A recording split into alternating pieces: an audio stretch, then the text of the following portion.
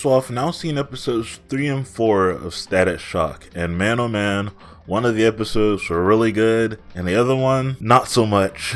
It feels like for a minute, or at least for a lot of these early season episodes, we're going to start getting introduced to a lot of things, so everything's just going to happen really slowly. Going to be introduced to all the metahumans and all the new supervillains that are taking crop in the world and everything, and Static's going to slowly get a lot of different equipment and stuff, and everything's just kind of happening a little slowly, which I'm fine with. Because we get episodes like episode 3, which focused on Derek. Derek was a senior guy at the school, athlete, runs track, really tall, really handsome, like everything they say Virgil is not. And he needs Virgil's help. With tutoring, he's getting very bad grades, so needs the help. Want to make his mom a little bit proud, you know what I mean? Who couldn't love that? Who wouldn't admire an athlete trying to get some good grades? Every time I remember this came out in the early 2000s, I'm so surprised how non-stereotypical it is. How did they make the dumbed up stereotype very sympathetic? I have no idea. But that's mostly what this episode was about. It was deconstructing Derek himself, because everybody's craving to be him, wanting to be him, or wanting to be with him, and while all that's happening, he doesn't want to be himself. Not only is he making bad grades and it's making his mom a little bit less happy, he's dealing with these cramps.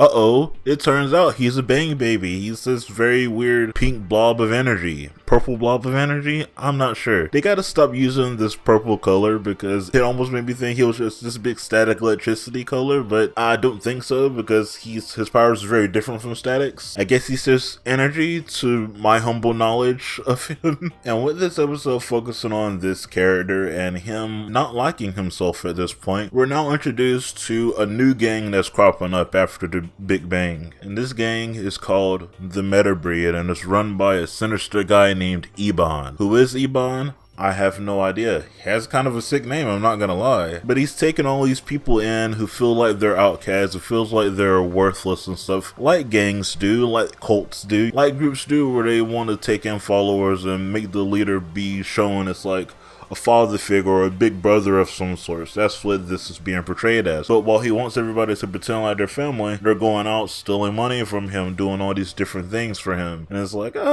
making you see what he's really like. And it sucks that they don't really show how he got introduced to Talon or the other guy, I forgot his name, into the picture, because they seem like they have completely acclimated to being with him at this point. Talon seems infatuated with him, and now they're trying to do the same thing in Derek. They tried to do it to Static, but Static is strong-willed, so he's like, nah, not me, bro. Not me. But Derek joins them under the name D-Strut, and together they successfully go do a little Robbie thing. But eventually, because Static is very understanding to Derek because he went to see his mom as Virgil, and his mom's like, oh, I'm at fault because he's gone. I was so angry at him because of his grades that he just got up and ran away. And they're like, no, don't worry. It's not your fault, please don't worry. And they had to explain that to Derek, and Derek's like, damn, I'm making my mom feel sad? I don't want to do that. So he just stands up and turns on Eban of them instantly, and they made their merry way to escape. And that was all of that first episode. I really enjoyed it. It set up the Metabreed pretty nicely. I kind of don't like how they just handled them so easily though, because they're gonna become reoccurring villains and keep coming back.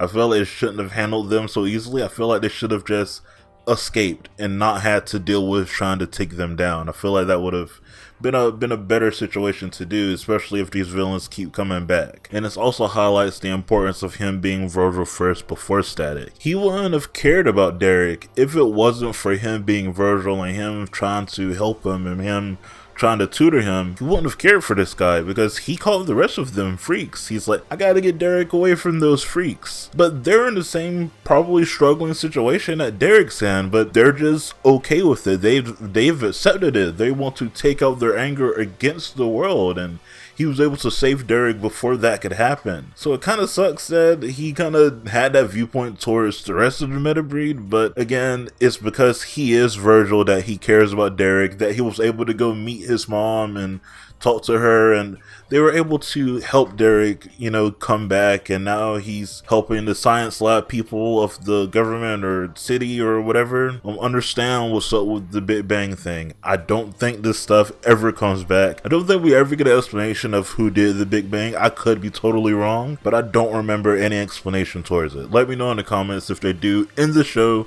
not the comics. I repeat, in the show, not the comics. And episode 4 was the episode episode I did not like. It was Static versus Germs. And I guess I mainly don't like it just because a lot of these episodes focus on Virgil a lot and how he relates or understands towards the villain of the week or villain of the day, however you want to call it. But this one obviously can't be a situation like that because it's a germ that got affected by the Big Bang and now is this big green blob. He has no sentience. He's just attacking things to attack. There's no understanding towards it. There's no way you can relate towards this thing. He's just there, being mean, being evil, being big and bad, and I guess that's the main reason I don't like it. And also Frida's here. I don't feel like we're going to talk about Frida that's much within the show, but she's here. She's in this situation a little bit as well. They end up trying to study this germ after school hours. Virgil was originally against going, like, no, we can't go to school after school hours. That's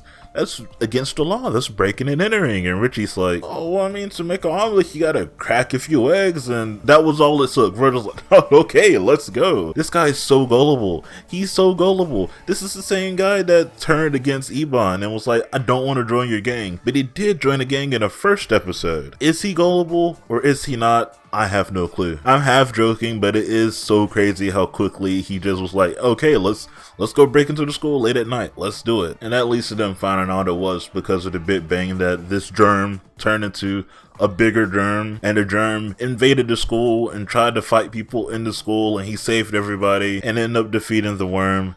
That's it. That's all of the episode. I don't like the episode that much, so I'm just quickly talking about the episode. It's not a bad episode, it's just kind of a nothing episode, if that makes sense. Like, the biggest thing that happened in this episode is that Richie made some communicators for him and Virgil to communicate with. That was the biggest thing that happened within here. There's no, like, big overarching theme going on within here, unless you want to talk about Frida and her doing like the strike thing, which probably wasn't as played out as it is now. Looking back at it, it feels like it's so played out. Every episode of every cartoon or teen drama, even Power Rangers did it a lot of times before, where somebody just has to do a strike, and maybe it's successful, maybe it's not, but it feels so played out at this point. And again, that's mostly because of me looking back at it now. I'm pretty sure it wasn't that played out during the time period this came out in. But that's as much as I can say about this episode. Nothing happened. Nothing at all happened. I don't like this episode that much. It's not a bad episode, it's just boring. And I'm gonna start repeating myself now. With that being said, what are your opinions on episodes 3 and 4 of Static Shock? Let me know in the comments down below, and I'll get back to you guys as soon as I can. I do like this 2-episode format, so I'm probably going to stick with this 2-episode format. There's like 12 or 13 episodes per season, so one of them's going to be like a 3-parter, or maybe one of them's just going to be like a 1-episode thing. I'm not sure yet. I know that Richie episode's coming up soon, not the next video, but the video afterwards. So I'm trying to figure out if I want the next one to be a 3-parter so I can do the Richie episode by itself, or if I should tag the Richie part along with a 2-parter like I've been doing. We'll figure out when we get there. Let me know your opinions in the comments down below, and I'll get back to you guys as soon as I can. Okay, goodbye.